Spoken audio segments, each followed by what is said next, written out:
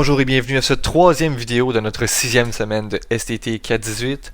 Dans cette vidéo-ci, on va parler d'une nouvelle variable aléatoire discrète, la variable aléatoire de Poisson. Donc, premièrement, là, comment est-ce qu'on va noter ça, cette variable aléatoire-là? Ben, ça va être x suit une poisson de paramètre lambda. Vous pouvez aussi écrire sans problème le x suit une poids lambda comme ça, là, je vais très bien comprendre aussi. Et cette fois, là, on va voir, là, il y a différents contextes d'application pour la loi de Poisson. Donc, le premier, là, ça va être souvent là, quand on est en train de dénombrer des événements qui sont rares, donc qui se produisent après un certain intervalle de temps, ou encore là, dans un certain intervalle spatial. Donc, on pourrait parler du nombre d'erreurs dans un programme informatique. On pourrait parler là, du nombre de fautes dans une page ou dans un paragraphe.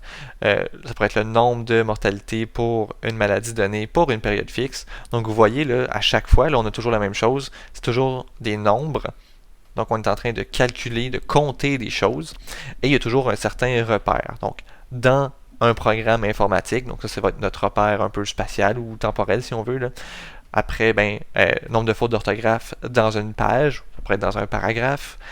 Nombre de mortalités pour une maladie donnée pour une certaine période fixe, donc pour un certain laps de temps. Donc vous voyez, on est en train de compter des choses, puis on est en train de situer aussi là, où est-ce qu'on compte ces événements-là, ces choses-là. On pourrait aussi être en train là, de modéliser des choses qui font intervenir une notion là, de temps d'attente. Donc ça pourrait être le nombre de clients qui rentrent pour une période fixe, ça pourrait être un nombre d'appels. Donc on est encore en train de compter des choses, mais vous voyez ici, là, il y a une certaine notion d'attente, on pourrait même dire une certaine notion là, de fil d'attente. Et autre manière de s'en servir, c'est pour faire des approximations des variables aléatoires binomiales qu'on a vues dans les deux dernières vidéos. Et donc, comme je le disais, là, les variables aléatoires de Poisson là, vont être très très présentes là, dans la théorie des files d'attente. En fait, on va parler dans ce cas-ci de processus de Poisson, mais c'est tout à fait analogue. Là. Une fois qu'on a bien compris les lois de Poisson, on est capable de développer un peu, de travailler encore un peu là, pour se rendre au processus de Poisson. Donc, c'est quoi le support de cette variable aléatoire-là? Vu qu'on est en train de compter des choses, on ne pourra pas avoir des valeurs négatives, puis on ne pourra pas avoir des valeurs qui ne sont pas entières non plus. Donc, notre support ici part à 0, puis après, ça va être n'importe quel entier. C'est possible de se rendre potentiellement jusque-là, donc ça va être ici de tous les entiers qui sont positifs. La loi de probabilité de cette variable aléatoire-là est donnée par l'expression suivante.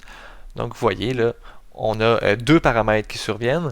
Donc, on a le petit lambda, qui est le paramètre qu'il y avait dans notre parenthèse, là, quand on a nommé la notation de notre loi de Poisson.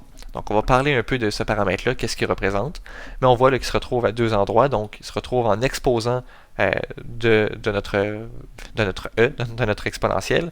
Et on le retrouve aussi là, ici, là, donc un exposant x qui va être donc le nombre, la probabilité du nombre qu'on est en train d'évaluer. Donc, ça pourrait être, c'est quoi la probabilité qu'il y ait rentré 8 clients dans les 15 premières minutes d'ouverture du magasin, mais on va remplacer le x par 8 ici, et on va aussi remplacer le factoriel ici, là, le x factoriel par un 8 factoriel. Bon, comment est-ce qu'on pourrait montrer que cette quantité-là, c'est vraiment une loi de probabilité, que la sommation des probabilités est vraiment égale à 1? Pour ça, on va utiliser le développement en série de Maclaurin de la fonction e de x. Donc là, ça ici, c'est peut-être un peu du chinois pour vous, là, mais essentiellement, qu'est-ce que ça veut dire ça? Ça veut dire que e exposant x, là, on peut l'écrire sous forme de sommation. Donc ça ici, ça va être la même chose là, que la sommation, disons, de k est égal à 0 jusqu'à l'infini de x exposant k sur k factoriel.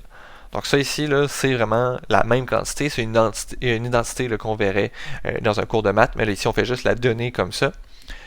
Et, sachant ça, on est capable de vérifier qu'effectivement, ça ici, c'est une loi de probabilité. Donc, pourquoi est-ce qu'on est capable de montrer ça? Si on fait la sommation, disons, de x égale 0 jusqu'à l'infini, donc 0 à l'infini parce que c'est le support qui est là. Et là, je fais la sommation de ma loi de probabilité qui est ici. Donc, je fais e à la moins lambda, lambda à la x sur x factoriel.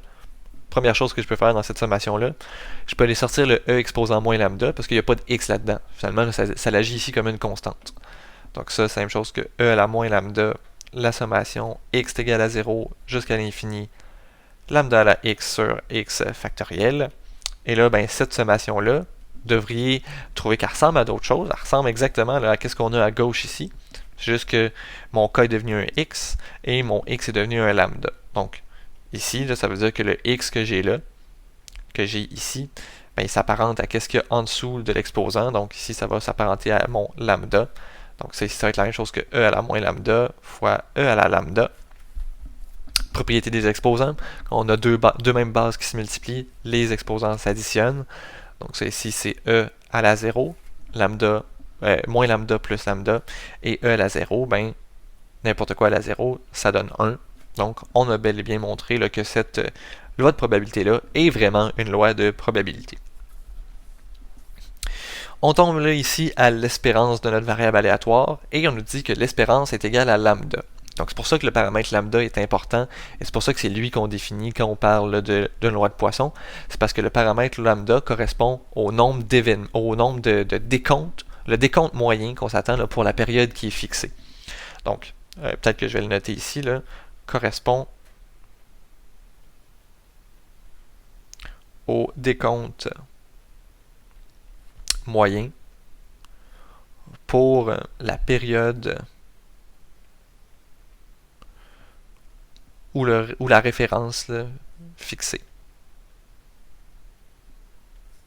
Donc je dis ou la référence parce que il y avait des exemples qui parlaient de nombre d'erreurs dans un paragraphe ou dans une page. Ben là, il n'y a pas vraiment de période, mais ça serait une certaine référence, ça serait vraiment dans toute la page ou dans tout le paragraphe.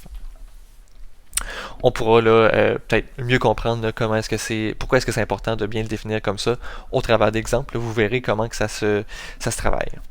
Donc on va être capable d'aller montrer là, encore une fois que l'espérance de x, ça correspond bel et bien à ce lambda-là. Donc on va faire le travail. L'espérance de x, qu'est-ce que c'est? C'est la somme sur toutes les valeurs de x, donc x qui part à 0 jusqu'à l'infini de x fois la probabilité que notre variable soit égale à x. Donc ça c'est e à la moins lambda. On va avoir lambda à la x sur x factoriel.